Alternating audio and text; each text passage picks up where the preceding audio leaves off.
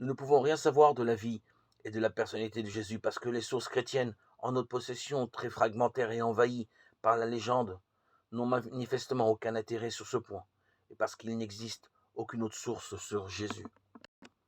Certains prédicateurs et auteurs considéraient que les 4 évangiles, relativement tardifs, éloignés dans le temps des faits qu'il racontait et des paroles qu'il rapportait, étaient comme des compilations de récits, de traditions postérieures à ces faits, où se mêlaient histoires édifiantes, anecdotes, propos réels ou maximes prêtés à Jésus, et qui avaient été peu à peu déformés par les premières communautés chrétiennes, dans une intention certes fort louable, témoigner de leur foi.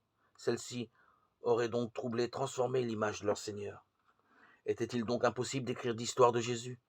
Certains le déduisent un peu rapidement des thèses, lequel aimait les formules abruptes, si bien que la pensée de ce croyant, des croyants, fut simplifiée, car chacun pensait aussi que l'on pouvait se faire, à travers toutes ces thèses, ces commentaires, une image cohérente de ce que Jésus avait prêché. Et il ne mettait pas en doute un certain nombre de faits rapportés par les évangiles.